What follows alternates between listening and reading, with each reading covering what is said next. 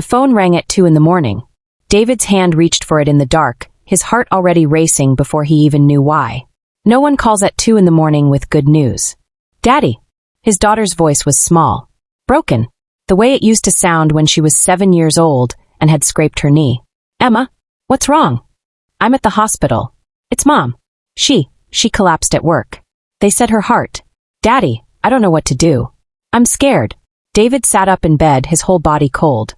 Which hospital? St. Mary's. The one on 4th Street. Can you? I know it's been a long time, but can you come?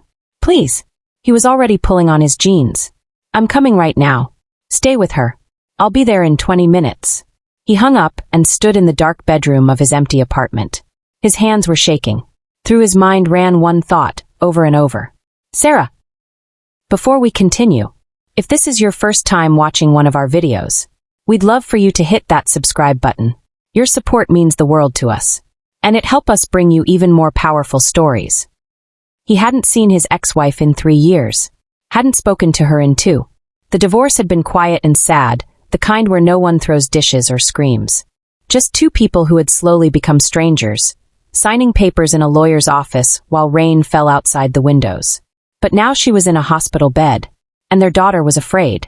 David grabbed his keys and ran. The hospital hallways were too bright, too white. His shoes squeaked on the clean floors as he followed the signs to the cardiac unit. He found Emma in the waiting room, sitting with her arms wrapped around herself. She was 23 now, a young woman with Sarah's green eyes and his dark hair. When she saw him, her face crumpled. Daddy. He pulled her into his arms and held her tight. She cried against his shoulder the way she used to when she was small. It's okay, he said, even though he didn't know if it was. I'm here now. Tell me what happened. Emma pulled back and wiped her eyes. She was working late. Again. She's been working so much lately, Daddy. Too much. And she just fell. Her assistant called the ambulance. They said it's her heart. They're running tests. David felt something twist in his chest. Is she awake? Yes. But they won't let me see her yet. Only family can go back, and I didn't know if you counted as family anymore. He looked at his daughter's tear-stained face. Of course I count. You're my daughter. She was my wife. I'm going back there. They might not let you. Then I'll wait until they do. He walked to the nurse's station. A tired-looking woman in blue scrubs looked up at him. I'm here for Sarah Mitchell, he said. I'm her husband. The lie came out before he could stop it. But it worked. The nurse checked her computer. Room 412. She's stable, but the doctor wants to keep her overnight for observation. You can go back. David nodded and walked toward the room.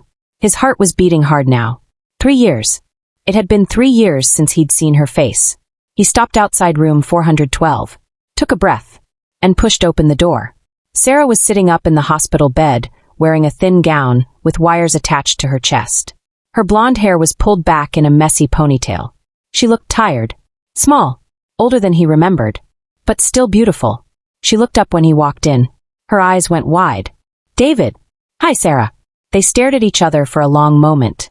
All the years between them seemed to fill the room like fog. Emma called you, she said quietly. She was scared. Sarah's face softened. She shouldn't have bothered you. She's our daughter. It's never a bother. He pulled a chair close to the bed and sat down. Up close, he could see the dark circles under her eyes, the thinness of her face. She'd been pushing herself too hard. He'd always told her she worked too much. But he'd stopped having the right to say that a long time ago. What did the doctors say? He asked. Sarah looked down at her hands. My heart's under stress. Too much work. Not enough sleep. Not enough. I don't know. Living, I guess. She tried to smile, but it didn't reach her eyes. They want me to slow down. Take time off. Change my life. Then you should. It's not that simple. Why not? She didn't answer. Just looked away out the dark window. David leaned forward. Sarah, you collapsed. At work. At 48 years old. It is that simple. You don't understand. I have responsibilities. The business needs me. I can't just. The business will survive without you for a few weeks. Your daughter needs you alive. Sarah's eyes filled with tears. She blinked them back quickly, but David saw. I'm fine, she said. Really? You didn't need to come. Yes, I did. Why? The question hung between them. David didn't know how to answer it. Because even after everything, even after the slow death of their marriage and the quiet pain of divorce, she was still Sarah. The woman he'd loved since he was 25 years old. The mother of his child. The person who knew him better than anyone else in the world. Because Emma asked me to, he said finally. And because I wanted to make sure you were okay. Sarah looked at him for a long moment. Something passed across her face. Something soft and sad and complicated. Thank you, she whispered. A nurse came in then, checking Sarah's monitors and asking questions. David stood and moved to the corner of the room, giving them space. He watched Sarah answer the nurse's questions in that calm, controlled voice she always used when she was trying to seem fine. He knew that voice. He'd heard it 100 times during their marriage. When she was stressed about work. When her mother was sick. When they were fighting and she was trying not to cry. When he'd asked her if she still loved him, and she'd said yes in exactly that tone. The nurse left. Silence filled the room again. You should go home, Sarah said. Get some sleep. I'm sure you have work tomorrow. I'm not leaving. David. Emma's in the waiting room. I'm not leaving her here alone.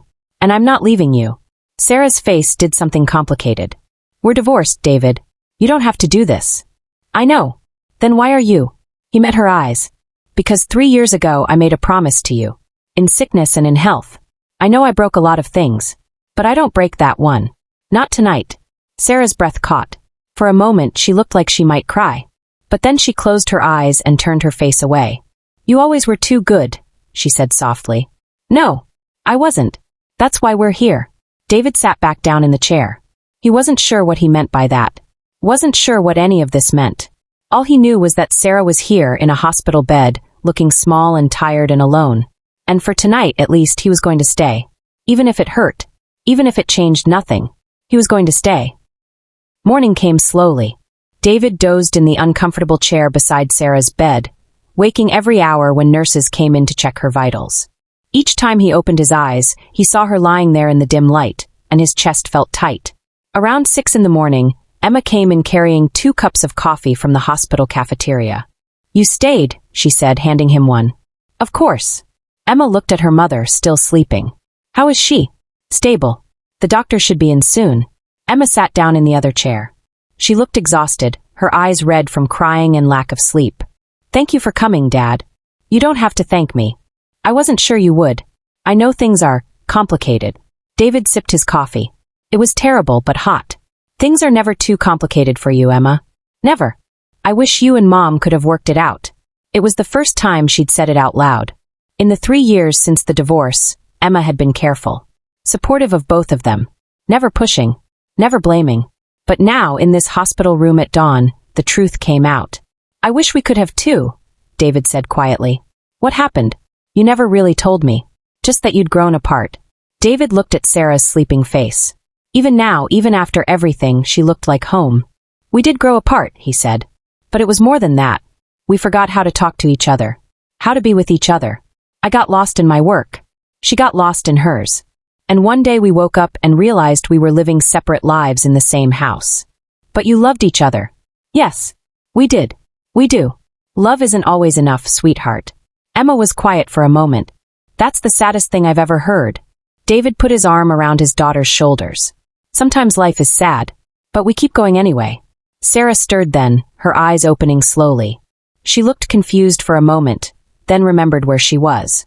Her gaze found David and Emma sitting together. My 2 favorite people, she said, her voice hoarse. Emma went to her mother's side and took her hand. How do you feel? Like I got hit by a truck. But I'm okay. The doctor's coming soon, David said. Sarah nodded. She looked at him, really looked at him, in the morning light. You look terrible. He laughed, surprised. Thanks. You look great yourself. A small smile touched her lips. The first real smile he'd seen from her. It made his heart hurt. The doctor came in a few minutes later. Dr. Patel was a small woman with kind eyes and a no-nonsense manner. Mrs. Mitchell, she said. How are you feeling? Better. Can I go home? Not yet. Your test results show that your heart is under significant stress. Your blood pressure is too high. Your cortisol levels indicate chronic stress. When did you last take a vacation? Sarah hesitated. I don't remember. That's what I thought.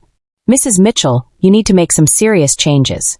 Your body is telling you that it can't keep up with your current lifestyle. If you don't listen, the next time might be worse. Sarah's face went pale. Emma squeezed her mother's hand. What kind of changes? Sarah asked. Reduce your work hours significantly. Get proper sleep. Exercise. Eat better. And most importantly, reduce your stress levels. I'd recommend taking at least a month off work. Maybe longer. A month? That's impossible. I run my own company. I can't just. Mom, Emma said firmly. You have to. Your daughter's right, Dr. Patel said. Your health has to come first. I'm going to keep you here another day for observation. Then you can go home, but only if you promise to follow my recommendations. Sarah looked trapped.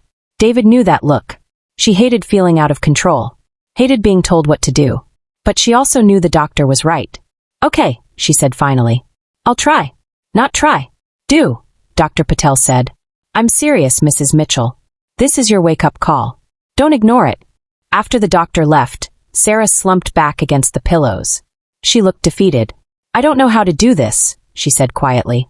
The business needs me. I have clients depending on me. Employees.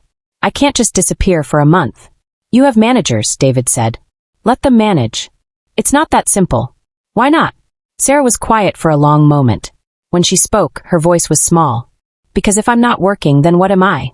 The words hit David like a punch. He understood then. Understood what had been driving her all these years. What had driven her even when they were married. Work wasn't just work for Sarah. It was identity. Purpose. Worth. Without it, she felt like nothing. You're a mother, Emma said softly. You're my mom. That's enough. Sarah's eyes filled with tears. She reached up and touched Emma's face. When did you get so wise? I learned from you. David stood up. He felt like an intruder in this moment between mother and daughter. I should go. Let you rest. Dad, wait, Emma said. She looked at her mother, then back at him. Mom shouldn't be alone right now. And I have to go back to work tomorrow. I can't take a month off. Emma, I'll be fine, Sarah said. No, you won't. The doctor said you need someone to help you. To make sure you're resting. I can hire a nurse. You need family, Mom. Not a stranger. Sarah and David looked at each other. The air in the room felt heavy with all the things they weren't saying. I can check on you, David said carefully. Make sure you're okay. David, you don't have to. I want to. The words came out before he could think about them. But they were true. He wanted to help her. Wanted to make sure she was safe. Even if it hurt. Even if it was complicated. Sarah's expression softened. That's very kind. But I don't want to be a burden. You're not a burden. You're Emma's mother. And you were important to me. You still are. Something passed across Sarah's face. Something David couldn't quite read. Okay, she said finally. Just for a little while. Until I get back on my feet. Emma looked relieved. Thank you, Dad. David nodded. He wasn't sure what he'd just agreed to. Wasn't sure what it would mean, spending time with Sarah again after all these years. But as he looked at her lying in that hospital bed, small and tired and scared, he knew he'd made the right choice. Some things were more important than protecting your heart. Some things were worth the risk. Sarah came home 2 days later. David helped her up the steps to the house they used to share. She'd kept it after the divorce. He'd moved to an apartment across town, taking only what he needed, leaving her with the home they'd built together. It felt strange, walking through that front door again. Everything was the same. The blue couch they'd picked out together. The bookshelf he'd built. The photos on the wall of Emma growing up. But everything was different too. Sarah had rearranged things. Added new pillows. Painted the kitchen a soft yellow. She'd made it hers. You changed the kitchen, he said. Sarah looked embarrassed. I needed something new. After everything. It's nice. Sunny. That's what I thought. She moved slowly to the couch and sat down carefully. The doctor had given her a list of restrictions. No stress. No heavy lifting. Plenty of rest. David had the list folded in his pocket. Can I get you anything? He asked. I'm fine. Really? Sarah. She sighed. Maybe some water. He went to the kitchen.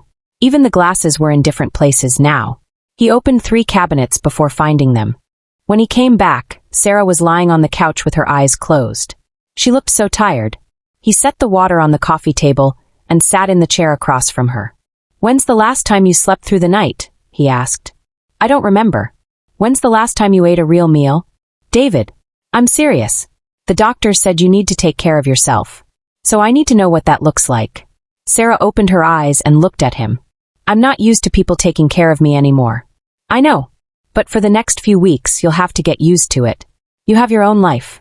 Your own work. I can work from anywhere. Most of my consulting is virtual anyway. He leaned forward. Emma's right. You shouldn't be alone right now. Sarah was quiet for a long moment. Why are you really doing this? What do you mean? We're divorced, David. We haven't spoken in 2 years. Now suddenly you're here, wanting to take care of me. Why? He thought about how to answer. About all the complicated feelings swirling in his chest. The regret. The guilt. The love that had never quite died, no matter how hard he'd tried to let it go. Because I failed you once, he said finally. I let you down when we were married. I wasn't there the way I should have been. I'm not going to fail you again. You didn't fail me. Yes, I did. We both failed each other. But that's in the past. Right now, you need help. And I'm offering it. No strings. No expectations. Just let me help. Sarah's eyes were shining. You always were the kindest man I ever knew. Then let me be kind to you now. She nodded slowly. Okay. Just for a little while. David smiled.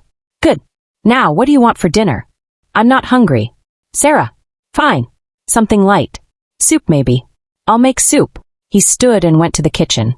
Opened the refrigerator. It was nearly empty. Some old takeout containers. Wilted lettuce. Expired milk. Sarah, there's no food here. I haven't had time to shop. David closed the refrigerator and grabbed his keys. I'll be back in an hour. Don't move. Where are you going? To get groceries. And you're going to eat them. He saw her smile as he walked out the door. A real smile this time. Small, but there. It felt like a victory. David came back with bags of groceries. Fresh vegetables.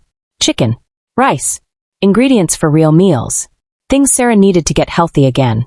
He put everything away, learning where she kept things now. The plates were in a different cabinet. The spices were arranged alphabetically.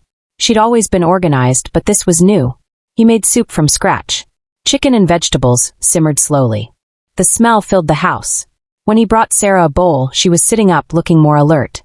It smells amazing, she said. My mother's recipe. You remember. I remember everything. The words hung in the air. Heavy with meaning. They ate in silence for a while. Comfortable silence. The kind they used to share before everything fell apart. This is delicious, Sarah said. I forgot how well you cook. You forgot a lot of things about me, I think. Sarah looked up, surprised. What does that mean? David set down his spoon. Nothing. I'm sorry. I shouldn't have said that. No. Say what you're thinking. He hesitated, then decided to be honest. We were married for 20 years, Sarah. And at the end, I felt like you didn't even see me anymore. Like I was just there. Part of the furniture. Sarah's face fell. I saw you. Did you? Because I remember nights when you'd come home at 10 o'clock and go straight to your office. Weekends when you'd work through breakfast and lunch and dinner. I remember trying to talk to you and watching your eyes glaze over because your mind was somewhere else. You did the same thing, Sarah said quietly. Your work was just as important to you. You're right. It was. And I'm not saying this to blame you. I'm just answering your question.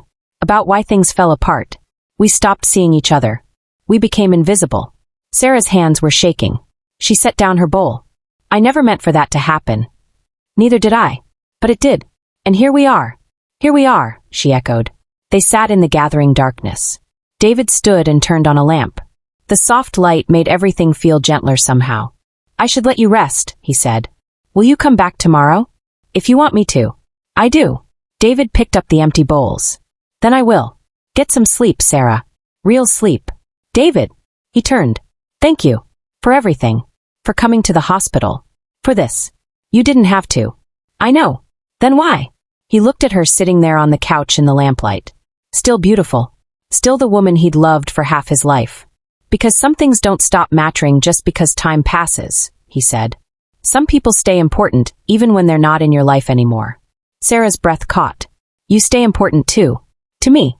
You always did. David felt his chest tighten. Good night, Sarah. Good night.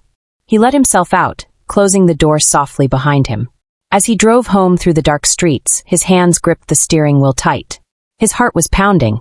Being in that house again, talking to Sarah, seeing her smile, it brought everything back. All the love. All the pain. All the regrets. He'd thought he was over her. Thought 3 years was enough time to heal and move on. But seeing her again, being near her, he realized the truth. He'd never stopped loving her. Not for a single day. And that terrified him. The next morning, David showed up at Sarah's house with fresh coffee and bagels. She answered the door in pajamas, her hair messy from sleep. She looked younger somehow. More like the woman he'd married all those years ago. "You brought breakfast," she said. "I told you I'd come back. I thought you meant later." "It is later. It's 9 o'clock. Sarah smiled. "I slept through the whole night.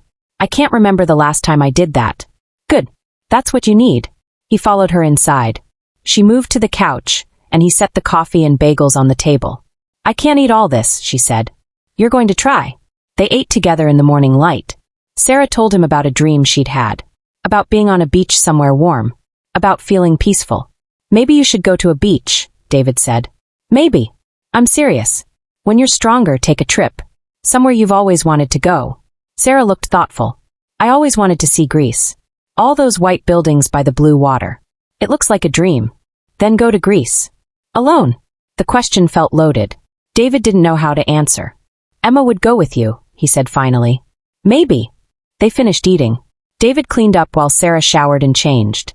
When she came back, she looked more like herself. Hair brushed. Real clothes on. "I thought we could go for a walk," David said. "Just around the block." The doctor said gentle exercise. "A walk sounds nice." They stepped outside into the cool morning. The neighborhood was quiet. A few people walking dogs. A jogger passing by. They walked slowly, Sarah's hand resting lightly on David's arm for balance. She tired quickly, so they stopped at a bench in the small park at the end of the street. "I used to bring Emma here when she was little," Sarah said. "She loved the swings. I remember. She'd make me push her for hours. You were always so patient with her." "She was easy to be patient with. Still is." Sarah smiled. "She turned out good, didn't she? Despite everything. She turned out perfect. Because of you. Because of both of us." They sat in silence, watching the empty playground. David thought about all the hours they'd spent here as a family. Birthday parties. Summer evenings. Teaching Emma to ride a bike. Those had been good years. "Do you ever think about it?" Sarah asked quietly. "About what we could have done differently?" "All the time. Me too." "What would you change?" David asked. Sarah thought for a long moment. "I would have said no more often. To clients. To projects. To everything that took me away from home. I would have made you and Emma the priority instead of my work. You did make us a priority. Not enough. Not the way I should have." David turned to look at her. "Sarah, you were a wonderful mother. You are a wonderful mother. Emma knows how much you love her. But I wasn't a wonderful wife." The words fell between them like stones. "You were," David said. "You just forgot how to be my wife while trying to be everything else." "What about you?" Sarah asked. "What would you change?" David looked up at the sky. "I would have fought harder. When I felt us drifting apart, I just let it happen. I told myself you needed space. That your work was important. But really, I was scared. Scared of what? Of being a burden. Of asking for too much. Of admitting that I was lonely." Sarah's hand found his on the bench. Her fingers wrapped around his. "You were never a burden, David.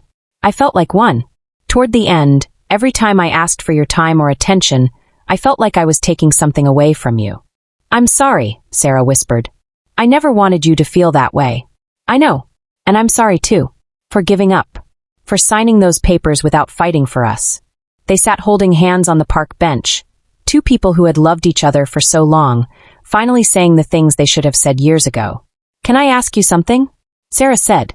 "Anything. When did you stop loving me?" David's heart clenched. He turned to face her fully. "I didn't. I never stopped." Sarah's eyes widened. "But you signed the papers. You moved out. You barely spoke to me for 2 years. Because it hurt too much to be near you and not have you. Because watching you live your life without me was killing me slowly. But I never stopped loving you, Sarah. Not for 1 second." Tears rolled down her cheeks. "Then why didn't you say something? Why didn't you tell me?" "Because you seemed happier without me. Lighter. And I thought the kindest thing I could do was let you go." Sarah was crying openly now. "I wasn't happier. I was just better at pretending." David reached up and wiped her tears with his thumb. The gesture was so familiar. So natural. Like no time had passed at all. "I've missed you," Sarah said. "Every single day. I threw myself into work because it was the only thing that didn't hurt. The only place where I didn't feel your absence. I did the same thing. Took on more projects. Traveled for work. Anything to avoid sitting alone in my apartment thinking about you." "We're both idiots," Sarah said, laughing through her tears. "Yeah, we are. They sat there holding each other's hands as the morning stretched on, as the sun climbed higher in the sky, as the world moved around them. And for the first time in 3 years, David felt something other than emptiness. He felt hope. The days fell into a rhythm. Every morning, David arrived at Sarah's house with breakfast. They'd eat together, talking about small things. The weather, a book one of them was reading, news about Emma. Then they'd take a walk. Short at first, just to the corner and back. But slowly, Sarah grew stronger. They walked farther, around the whole block, to the park and back. In the afternoons, David worked on his laptop at Sarah's kitchen table while she rested on the couch. Sometimes she'd sleep. Sometimes she'd read. Sometimes she'd just watch him work, the way she used to years ago. They'd have dinner together. David cooked most nights. Simple meals that he'd learned to make over his years alone. Pasta, grilled chicken, stir-fry. After dinner, they'd sit and talk. These conversations were different from the ones they'd had when they were married. Deeper, more honest. Like they'd both learned something about themselves in the years apart, and were now sharing what they'd discovered. "I think I was afraid of being ordinary," Sarah said one evening. They were sitting on the back porch, watching the sun set. "My whole life I was told I was smart, special, destined for great things. So I built this company, and I worked myself to death trying to prove everyone right. You did prove them right. Your company is successful. But at what cost? I lost you. I almost lost myself. I'm lying in a hospital bed at 48 because I couldn't stop long enough to breathe." David was quiet for a moment. "I think I was afraid of being ordinary too. But in a different way. I was afraid of not mattering, of being replaceable. So I said yes to every project, every trip, every late night, trying to prove I was necessary. You were necessary. To me. To Emma. I didn't feel that way. I felt like you could run your life just fine without me. And maybe you could. But it hurt to think about." Sarah turned to look at him. The setting sun painted her face gold. "I couldn't run my life without you, David. I tried. These last 3 years I tried so hard. But everything felt empty. Nothing mattered the way it should have. I know the feeling. Do you think?" Sarah hesitated. "Do you think we gave up too easily?" David's heart was beating hard. "Yes, I do. Me too." They sat in the fading light, not touching, but close enough that David could feel the warmth of her beside him. "What do we do now?" Sarah asked. "I don't know. I'm scared." "Of what?" "Of hoping for something that might not be possible. Of trying again and failing worse than before." David understood that fear. He felt it too, deep in his bones. "My therapist told me something once," he said. "She said that fear is just love trying to protect itself. We're scared because we care. Because it matters." "When did you see a therapist?" "After the divorce. I was a mess. I needed help." Sarah reached out and took his hand. "I should have seen someone too. Instead, I just worked more. It's not too late. For either of us." "Do you really believe that?" David squeezed her hand. "I want to." They stayed on the porch until it was dark, and the stars came out. Until Sarah shivered and David gave her his jacket. Until the only light came from the kitchen window behind them. "I should go," David said finally. "Stay." The word hung in the air between them. "Sarah, not like that. Just stay. Sleep in the guest room. I sleep better when you're here. I feel safer." David's throat felt tight. "Okay, I'll stay." Sarah smiled. A real smile. Full and bright and beautiful. They went inside. Sarah got him a pillow and blanket for the guest room. The same guest room where David had slept so many nights when they were married, and one of them was too angry to share a bed. But this was different. This was choice, not punishment. David lay in the dark guest room, listening to the sounds of Sarah moving around the house, getting ready for bed, turning off lights, the soft click of her bedroom door closing. He thought about the years they'd lost, the time they'd wasted being apart when they could have been working on what broke. But he also thought about the things they'd learned, the ways they'd both grown. Maybe they had needed that time apart to understand what they'd had, what they'd lost. Maybe you had to lose something completely before you could truly appreciate it. David fell asleep thinking about second chances. About whether love could survive death and distance and time. About whether two broken people could put each other back together. He wanted to believe they could. God, he wanted to believe. Emma came to visit on Saturday. She found David making pancakes in her mother's kitchen, Sarah sitting at the table in her robe, both of them laughing about something. Emma stopped in the doorway, staring. "What's going on?" she asked. David looked up from the stove. "Morning, sweetheart. Want some pancakes? Dad, are you living here? Just temporarily. Helping your mom out. Emma looked at her mother. Mom! Sarah's cheeks were pink. It's not what you think. Your father's been helping me rest and eat properly. That's all. That's all. Yes. But Emma wasn't stupid. She saw the way her parents looked at each other. The easy comfort between them. The jacket hung on the back of the chair, her father's jacket. You stayed over, Emma said. In the guest room, David clarified quickly. Emma sat down at the table, a slow smile spreading across her face. This is interesting. It's not interesting. It's just practical, Sarah said. But she was smiling too. David brought over a plate of pancakes. Emma took one and poured syrup over it. So how is Mom doing? Really? Emma asked. Better. She's resting, eating, taking walks. Has she checked her work email? Only twice, David said. That's not true. It was 3 times. Sarah, I'm weaning myself off. It's hard. Emma looked at her mother with concern. You're really okay though? No more chest pains. I'm fine, sweetheart. Really? Your father's taking good care of me. Emma's eyes got a little misty. Good. That's good.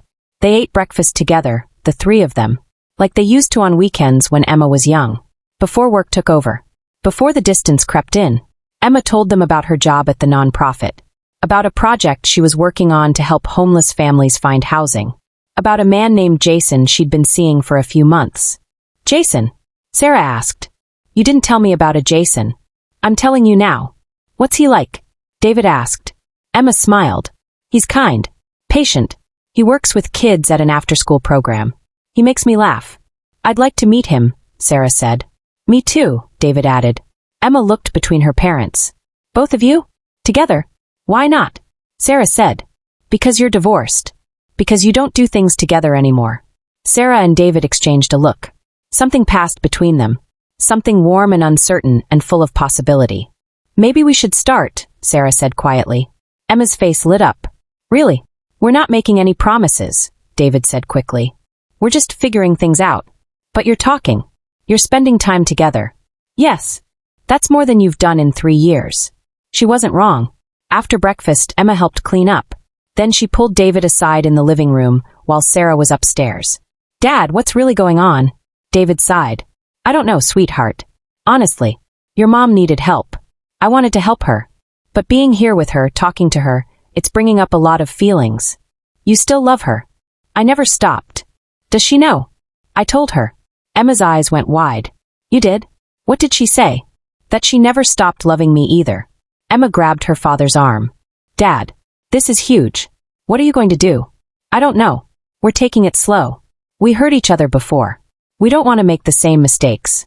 But you're different now. You both are. I can see it. How? Emma thought for a moment. You're both quieter, more careful with each other. Like you know how precious this is, and you don't want to break it again. David felt his throat tighten. That's exactly how I feel. Then don't waste it, Dad. Life's too short. Mom she could have died. And then what?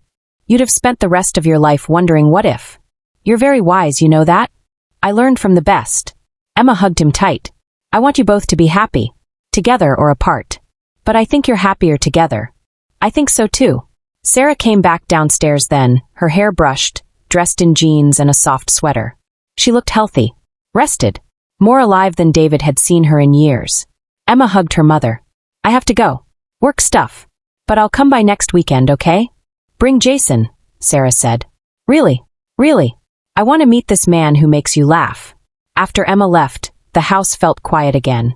Sarah and David stood in the living room, suddenly awkward without their daughter as a buffer. She knows, Sarah said. I think she figured it out. Is that okay? Is what okay? Sarah looked at him directly. That she knows we still love each other.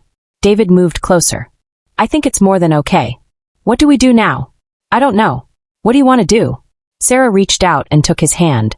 Her fingers laced with his, familiar and right. I want to try again. Not rush. Not make the same mistakes. But try. David's heart was pounding. So do I. I'm scared. Me too. We might fail again. We might. But we might not. David smiled. We might not. Sarah stepped closer until they were inches apart. Close enough that David could smell her shampoo. See the flecks of gold in her green eyes. Can I kiss you? She whispered. Yes. She rose up on her toes and pressed her lips to his. Soft, gentle, tentative at first, then deeper. Like coming home after a long journey. Like finding something precious you thought was lost forever. When they pulled apart, both of them were crying. I missed you so much, Sarah said. I missed you too.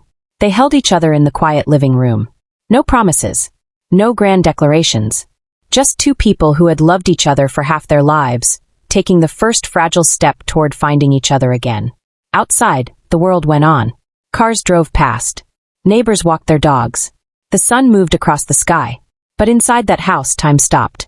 And two broken hearts began, very slowly, to heal. The weeks passed slowly. Sweetly. David didn't move back in. Not officially. But he spent most days at Sarah's house. Working from her kitchen table. Taking walks with her. Cooking dinner. Some nights he stayed. Some nights he went home to his apartment. They were learning each other again. Carefully. Like archaeologists uncovering something ancient and precious. Afraid one wrong move might shatter everything.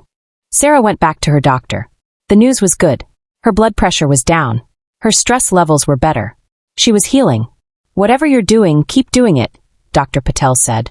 You look like a different person. Sarah squeezed David's hand. I feel like a different person. They took short trips together. To the coast on a Sunday. To a small town 2 hours away, known for its antique shops. Places they'd never gone when they were married because there was always too much work. They talked about everything. Their childhoods. Their regrets. Their dreams for what came next. I think I want to sell the business, Sarah said one evening. They were sitting on her back porch again, their favorite spot. David looked at her in surprise. Really? I built it to prove something. To myself. To everyone. But I don't need to prove anything anymore. I just want to live. What would you do instead? I don't know. Maybe consulting. A few select clients. Or maybe nothing for a while. Maybe I'd just be. You'd go crazy in a week. Sarah laughed. Maybe. But I'd like to try. What about you? Are you happy with your work? David thought about it. I like what I do. But I don't love it the way I used to. I think I've been hiding in it. The same way you were. So what would make you happy? This. Sitting here with you. Watching the sun set. Talking about nothing and everything. Being with Emma. Maybe being a grandfather someday. Sarah smiled. Emma would have to get married first. I think Jason might be the one. Did you see the way she talks about him? I did. She's in love. Good. She deserves it. They sat in comfortable silence. A bird called from somewhere in the yard. The evening air was warm and soft. David, Sarah said. Yeah. When I was in the hospital, I was so scared. Not of dying exactly, but of dying alone. Of never getting a chance to fix what we broke. We're fixing it now. I know, but I keep thinking, what if I had died that night? You would have spent the rest of your life thinking, I didn't love you anymore. And I would have died knowing I'd never told you the truth. David turned to face her. What truth? That leaving you was the biggest mistake of my life. That every day without you felt wrong. That I was just too proud and too scared to admit it. Sarah, let me finish. I need to say this. She took a breath. I loved you when we got married. I loved you through 20 years and a daughter and a mortgage and fights and makeups and every single ordinary day. And I loved you when I signed those divorce papers, even though I told myself I didn't. Even though I tried to convince myself we were better apart. I never stopped. Not once. Tears were running down her face now. David reached out and pulled her into his arms. I know, he said. I know because I felt the same way. Then why did we do it? Why did we throw away something so precious? Because we were tired. Because we'd forgotten how to fight for each other. Because sometimes love isn't enough if you don't know how to keep it alive. And now? Do we know how now? David pulled back and looked at her face. I think we're learning. I think we're both trying harder. Paying attention better. Choosing each other instead of work or fear or pride. I want to keep choosing you, Sarah whispered. Every day. For as long as I live. Then marry me. The words were out before David could think about them. But as soon as he said them, he knew they were right. Sarah's eyes went wide. What? Marry me, Sarah. Again. Not because we have to. Not because it's expected. But because we want to. Because we've learned what it means. Because we're not the same people who got divorced 3 years ago. David, we've only been back together for a few weeks. I know. And I'm not saying tomorrow. Or even this year. But someday. When you're ready. When we're both sure. I want to marry you again. Sarah was crying and laughing at the same time. You're insane. Maybe. But I'm insane about you. I don't have a good track record with marriage. Specifically with marrying you. Neither do I. But we could try for a better one. Sarah wiped her eyes. Can I think about it? Take all the time you need. She kissed him then. Long and deep and full of promise. I don't need time, she said when they pulled apart. Yes. Someday. When we're ready. Yes. David felt his heart soar. Yeah. They held each other as the stars came out. As the night birds started singing. As the world turned and time moved forward. And for the first time in 3 years, the future didn't feel empty. It felt full of possibility. Emma brought Jason over on a Saturday afternoon. Sarah had been nervous all morning, cleaning the house, changing her outfit 3 times. David watched her with amusement. You're worse than I was when I met your parents, he said. I just want to make a good impression. You'll be wonderful. You always are. When the doorbell rang, Sarah jumped. David squeezed her hand, and they went to answer it together. Jason was tall and kind-looking, with warm brown eyes and an easy smile. He shook David's hand firmly and gave Sarah a gentle hug. It's so nice to meet you both, he said. Emma talks about you all the time. All good things, I hope, Sarah said. Emma laughed. Mostly. They all moved to the living room. David had made lemonade, and Sarah had put out cookies. They sat and talked, the awkwardness fading quickly. Jason was easy to like. He told funny stories about the kids he worked with. Asked Sarah about her business. Talked to David about sports. But mostly he looked at Emma like she was the most precious thing in the world. David recognized that look. He'd worn it himself for 25 years. After an hour, Emma and Jason went out to the back porch, leaving Sarah and David alone. I like him, Sarah said immediately. Me too. He's good for her. He is. Sarah leaned against David's shoulder. She looks so happy. She does. Through the window, they could see Emma and Jason talking, their heads close together, laughing about something. Jason reached out and tucked a strand of hair behind Emma's ear. Emma smiled and kissed his cheek. Do you think they'll get married? Sarah asked. I think so. Eventually. I hope they do it better than we did the first time. They will. They've seen what not to do. Sarah turned to look at him. Is that what we were? A cautionary tale? Maybe. But we're also a love story. Just one that took a while to get right. Emma and Jason came back inside. They stayed for dinner. David grilled chicken while Sarah made salad and Jason helped Emma set the table. It felt like family. Not the broken, scattered family they'd been for 3 years. But a real family. Growing. Changing. Making room for new people. After dinner, Emma pulled Sarah aside in the kitchen. Mom, are you and Dad back together? Sarah smiled. We're working on it. I'm so glad. I've never seen either of you this happy. We're taking it slow. I know. But slow is good. Slow means you're doing it right this time. When did you get so smart? Emma hugged her mother. I learned from you. Both of you. You taught me what love looks like. Even when it's messy. Even when it falls apart. You taught me that real love fights to come back. Sarah's eyes filled with tears. We're trying. I know. And I'm so proud of you both. Later, after Emma and Jason left, David and Sarah sat in the quiet house. That went well, Sarah said. It did. I think Emma's going to marry him. I think so too. How do you feel about that? Sarah thought for a moment. Scared. Happy. Grateful. Old. David laughed. You're not old. I'm old enough to have a daughter who's getting married. Someday. Not yet. But someday. Sarah leaned her head on his shoulder. Will you be there? When she does? Will we go to her wedding together? Yes. Even if we're not married? Even then. Though I hope we will be. Sarah smiled. Me too. They stayed up late talking about the future. About what their life might look like. Maybe they'd sell both properties and find a new house together. A fresh start. Or maybe Sarah would keep this house and David would move back in. Make new memories on top of the old ones. Maybe they'd travel. See Greece. Walk on those beaches Sarah had dreamed about. Maybe they'd just be together. Present. Choosing each other every single day. Can I tell you something?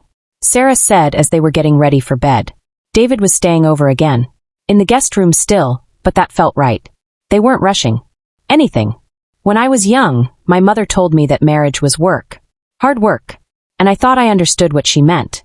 But I didn't. Not really. I thought work meant staying together. Doing your duties. Being a good wife and mother. But that's not what she meant. What did she mean? She meant that love is a choice you make every day. And some days it's easy. Some days it's natural. But some days it's hard. Some days you're tired or angry or hurt. And those are the days that matter. Those are the days when you choose to love anyway. When you choose to stay, to fight, to forgive.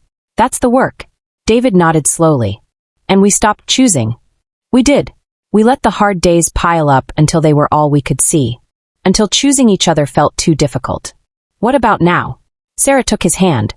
Now I choose you. Every day. Even the hard ones. Especially the hard ones. I choose you too. They stood in the hallway between their separate bedrooms. So close. So careful. Good night, David. Good night, Sarah. David lay in the guest room bed, staring at the ceiling. His heart felt full. Heavy with hope and possibility and love. He thought about Emma. About Jason. About the family they were building. He thought about the years ahead. Growing old with Sarah. Being grandparents together someday. Walking on beaches. Sitting on porches. Choosing each other through every season. He'd been given a second chance. They both had. And this time, he wasn't going to waste it.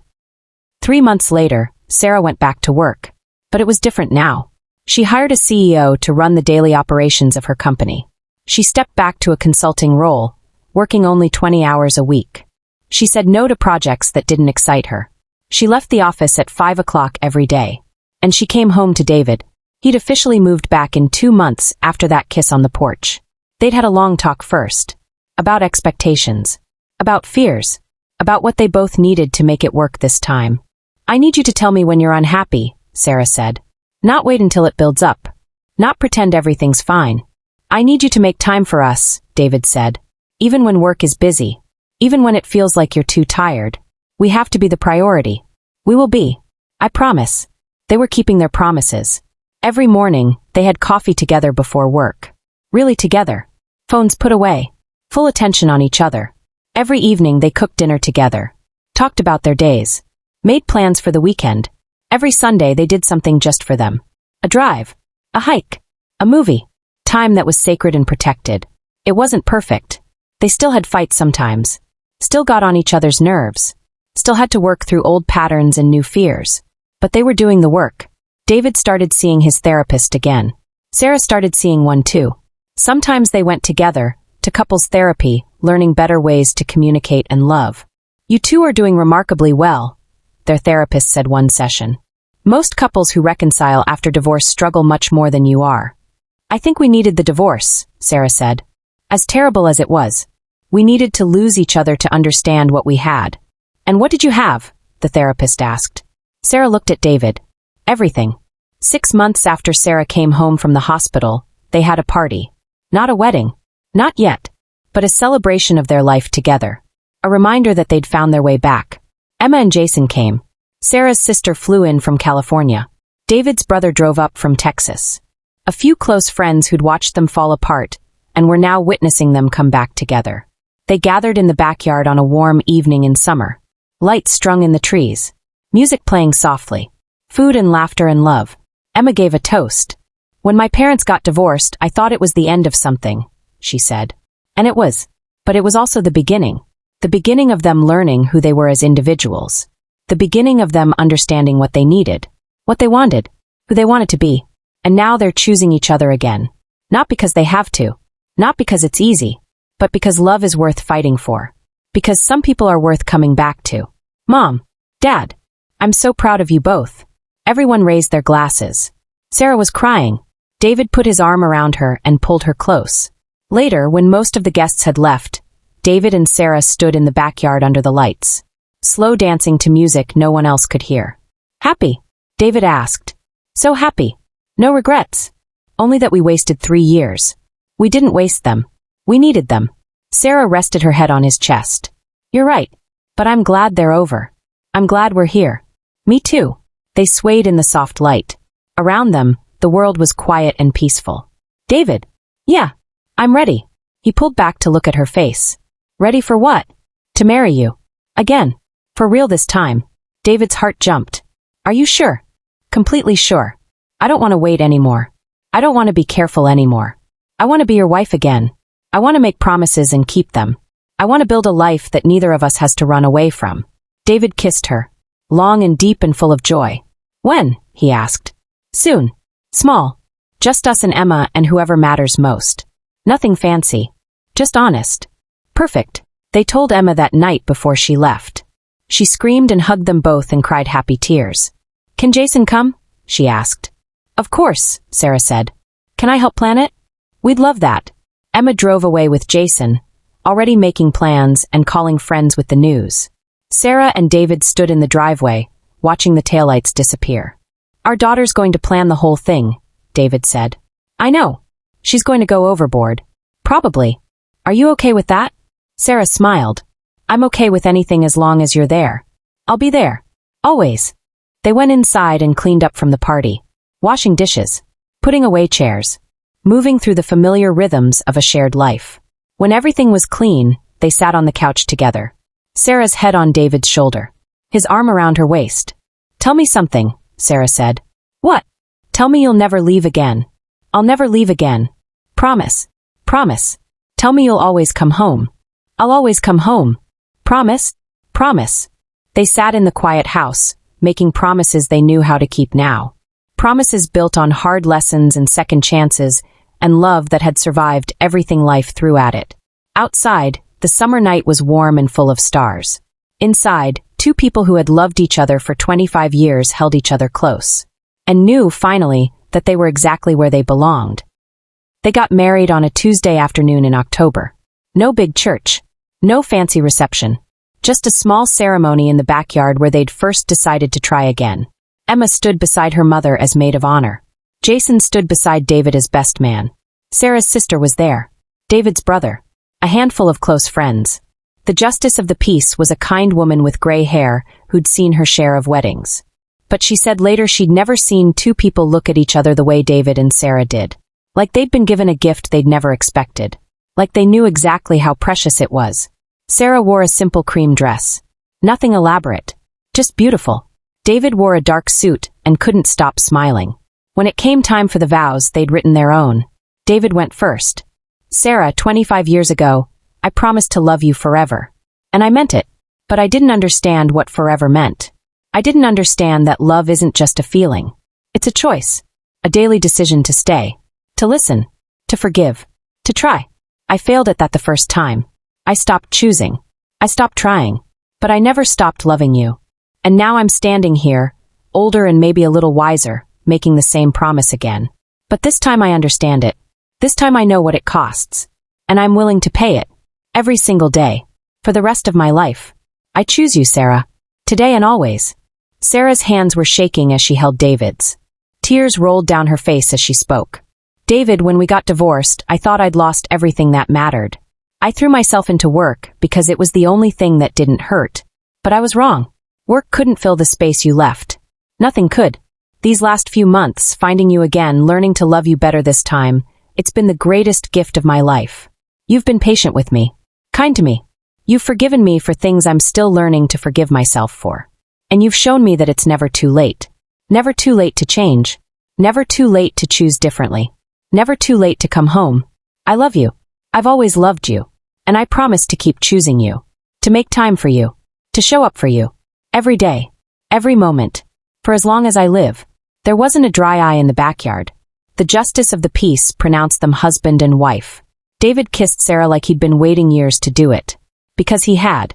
The reception was simple. Dinner at a small restaurant nearby. Wine and laughter and toasts that made everyone cry and then laugh again. Emma stood up to speak. My parents taught me a lot of things growing up, she said. How to ride a bike. How to be kind. How to work hard. But the most important thing they taught me these last few months. They taught me that love is complicated and messy, and sometimes it falls apart. But if it's real, if it matters, you can put it back together. It won't look the same. It might even be broken in places. But it can be stronger for having been broken. Mom, Dad, thank you for not giving up. Thank you for fighting your way back to each other. You've shown me what real love looks like. And it's beautiful. Jason squeezed Emma's hand as she sat down. She looked at him and smiled. David noticed the look that passed between them. He leaned over to Sarah. I think we'll be doing this again soon, he whispered.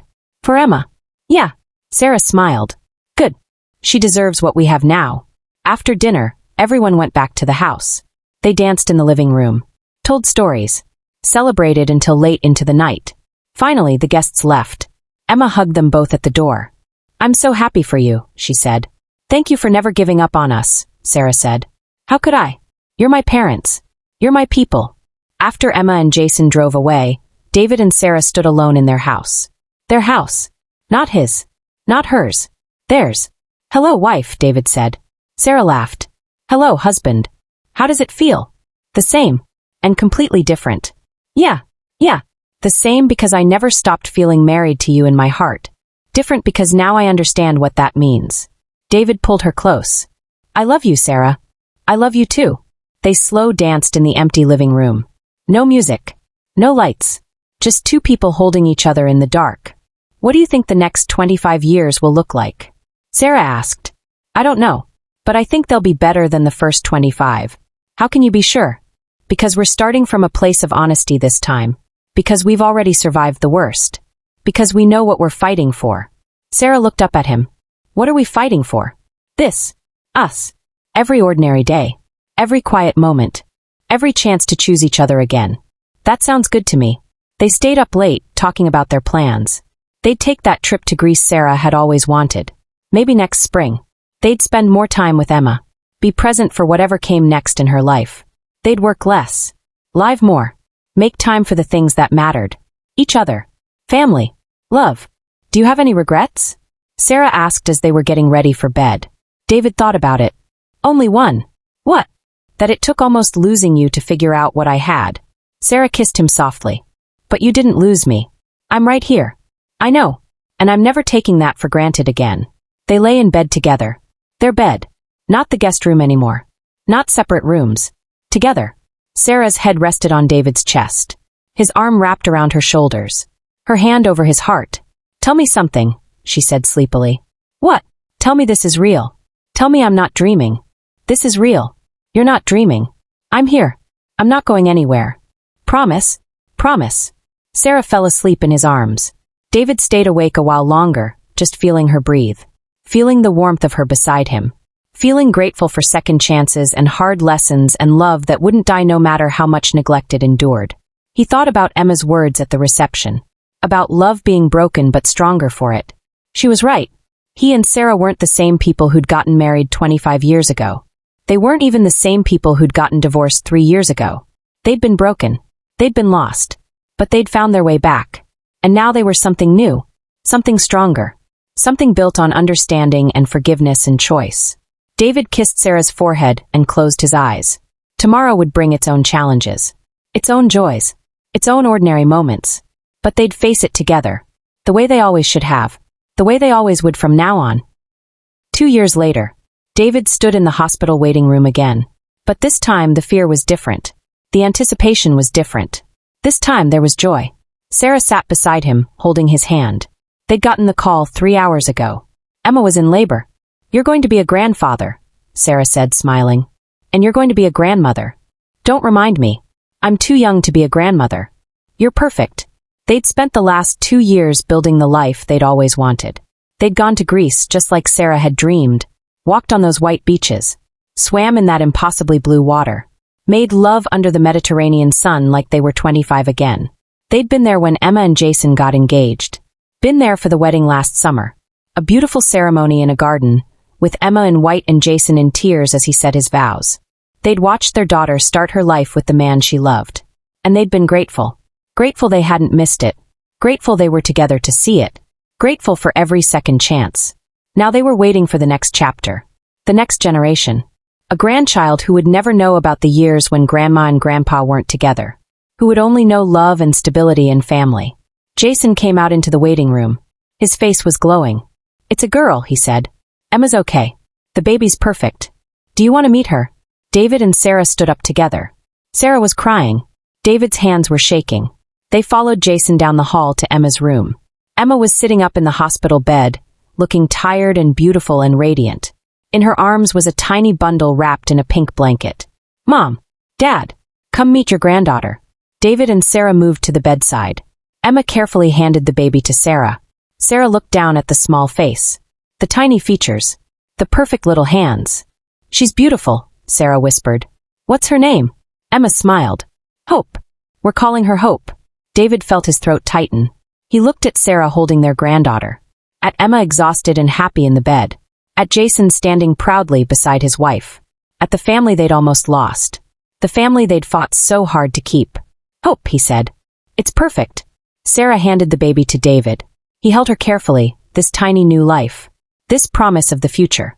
Hope opened her eyes and looked at him. Dark eyes. Curious eyes. Eyes full of possibility. Hello, little one, David said softly.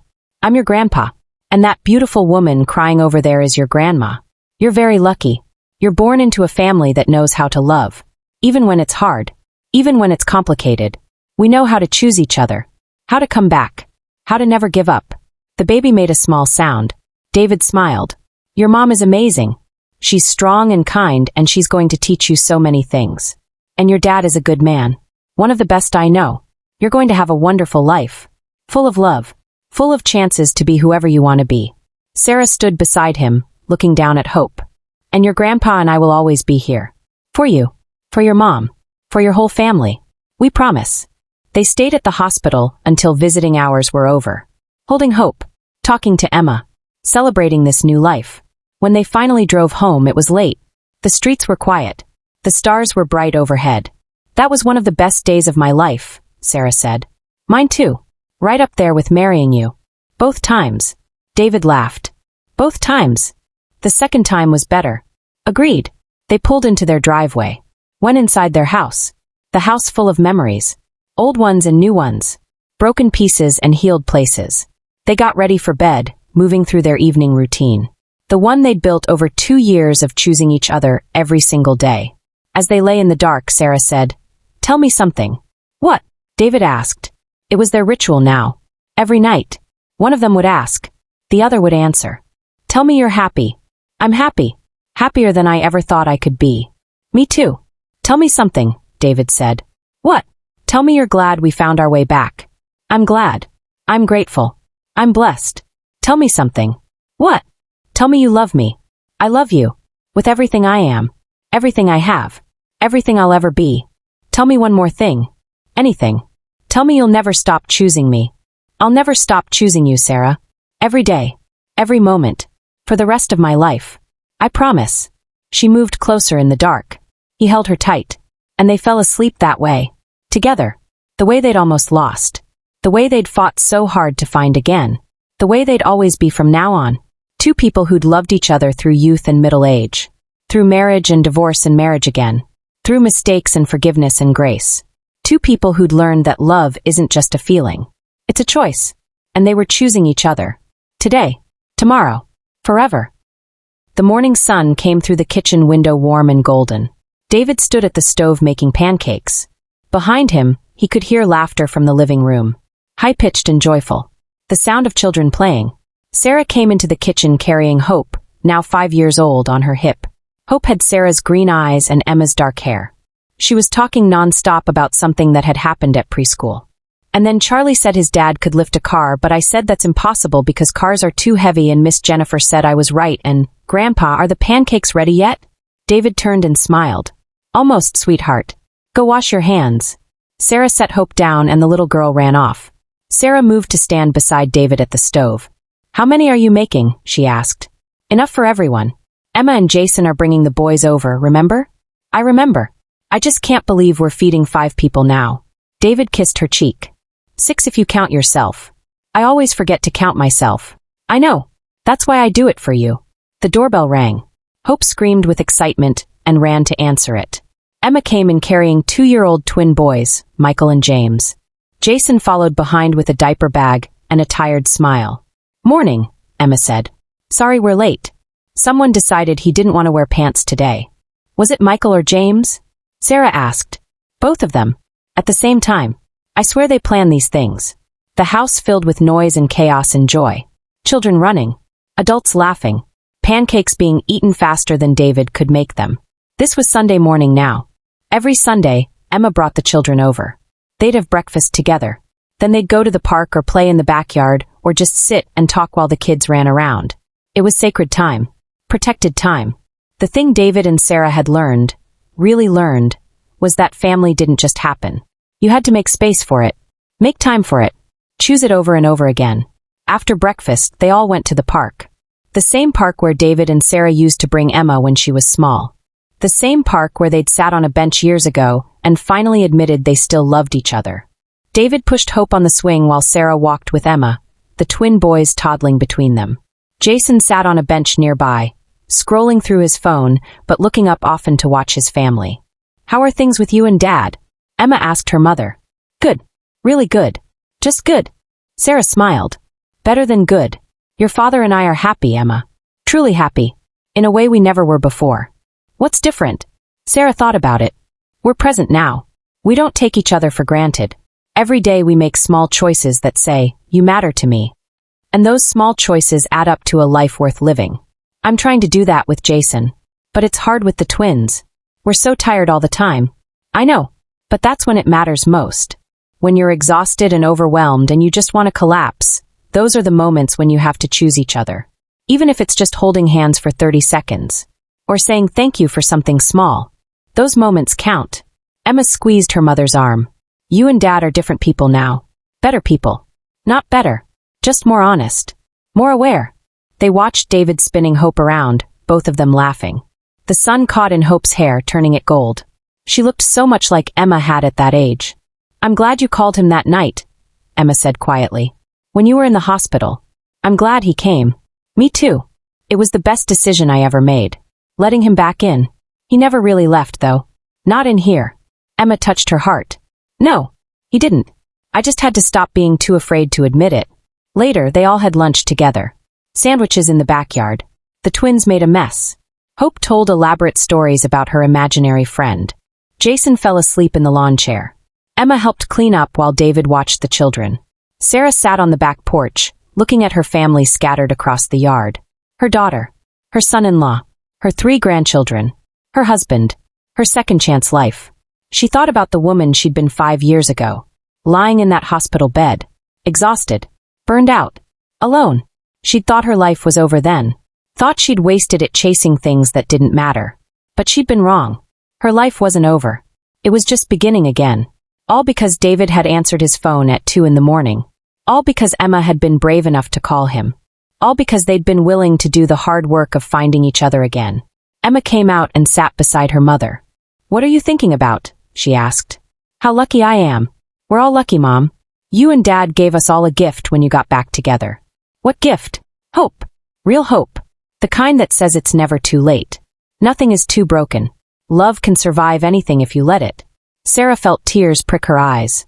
"When did you get so wise?" "I told you. I learned from the best." That evening, after Emma and Jason had taken the children home, after the house was quiet again, David and Sarah sat together on the couch. Sarah was reading a book. David was doing a crossword puzzle. The TV was on low in the background, some old movie neither of them was really watching. It was ordinary, simple, peaceful, everything they'd fought so hard to have. "David," Sarah said without looking up from her book. "Yeah, thank you." "For what?" "For answering the phone that night. For coming to the hospital. For not giving up on us." David set down his puzzle and looked at her. "You don't have to thank me for loving you, Sarah. It's not a favor I'm doing you. It's the easiest thing I've ever done. It wasn't always easy. No, but it was always worth it." Sarah closed her book and moved closer to him. She rested her head on his shoulder, fitting into the space like she was made for it.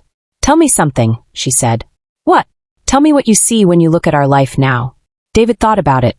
"I see Sunday mornings with pancakes and grandchildren. I see you smiling more than you used to. I see us choosing each other every single day. I see peace. I see home. What do you see when you look at me?" "I see the woman I fell in love with when I was 25. But I also see someone stronger. Someone who's been through fire and came out more beautiful for it. I see my wife, my partner, my best friend, the mother of my child, and the grandmother of my grandchildren. I see everything that matters." Sarah's eyes were wet. "I see the same when I look at you. I see the man who never stopped loving me even when I gave him every reason to. The man who came back when I needed him most. The man who makes me want to be better every day." They sat in the quiet house, holding each other. The years stretched behind them. All the good ones and the hard ones. And the years stretched ahead too, full of possibility.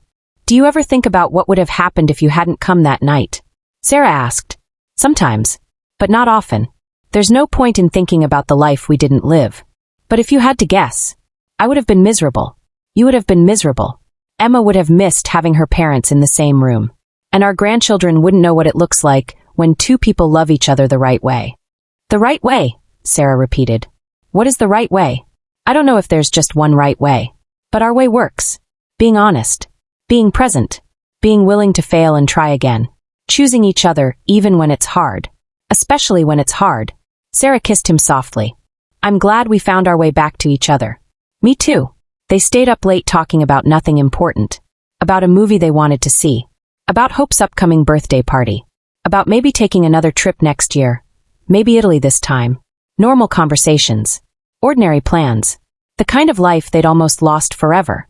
Later that night, as they were getting ready for bed, David noticed Sarah standing at the bathroom mirror, just looking at her reflection. What are you thinking about? He asked. I'm thinking about how different I look now than I did 5 years ago. You look beautiful. I look older. We both do. That's what happens. Sarah turned to face him. But I don't feel older. I feel younger somehow. Lighter. That's what happiness does. Is it happiness? Or is it peace? Maybe they're the same thing. Sarah came to him and wrapped her arms around his waist. She laid her head against his chest and listened to his heartbeat. When I was in the hospital that night, when my heart was under so much stress, I remember lying there thinking about all the things I'd done wrong in my life. All the mistakes I'd made. And the biggest one was letting you go. We both let each other go. I know. But I was lying there thinking that if I died that night, my biggest regret would be that I never told you the truth. That I never fought for us. That I let fear and pride win. David held her tighter. But you didn't die. You're here. We're here. We're here, Sarah repeated. And every day I wake up grateful for that. Grateful that I got a second chance. That we got a second chance. Me too. They climbed into bed together. Sarah turned off the lamp, and they lay in the darkness, hands clasped between them. David, Sarah said sleepily. Yeah. When we're old, really old, and sitting on a porch somewhere watching the sun set, what do you think we'll remember most about this life? David thought about it. I think we'll remember the moments like this. The quiet ones. The ordinary ones. Lying in bed together after a day with our family. Choosing each other one more time before we fall asleep. Not the big moments. The wedding. The hospital. The dramatic parts. Those too. But mostly the small things. The daily choice to love. That's what makes a life. Not the big moments, but all the little ones in between. I love you, David. I love you too, Sarah. Tell me something. What? Tell me we'll grow old together. We'll grow old together. Gray hair. Wrinkles. Creaky knees. All of it. Tell me we'll still hold hands when we're 80. We'll still hold hands when we're 90. Tell me you'll still choose me then. I'll still choose you. Every day. Until my last breath. And maybe even after that. Sarah smiled in the darkness. That's a long time. Not long enough. She moved closer until there was no space between them at all. Until they were breathing the same air. Sharing the same warmth. Thank you for not walking away, she whispered. Thank you for asking me to stay. I'll always ask you to stay. And I'll always say yes. They fell asleep that way. Together. The way they'd been for the last 5 years. The way they'd be for all the years ahead. Two people who'd loved and lost and found each other again. Two people who'd learned that love wasn't about never falling apart. It was about choosing to come back together. Again and again and again. For as long as they both lived. Outside, the world moved on. Stars wheeled across the sky. Seasons changed. Time flowed forward like a river, carrying everything with it. But inside that quiet house, in that warm bed, two people held each other close. And proved that some loves are strong enough to survive anything. Even themselves. Some loves are worth fighting for. Worth coming back to. Worth choosing every single day. This was that kind of love. The kind that lasts. The kind that heals. The kind that turns second chances into forever. And as they slept, their hands clasped together, their hearts beating in rhythm, the future stretched out before them full of promise. Full of hope. Full of all the ordinary, beautiful days that make a life worth living. Together. Always together. From this moment forward. Until the very end. The end.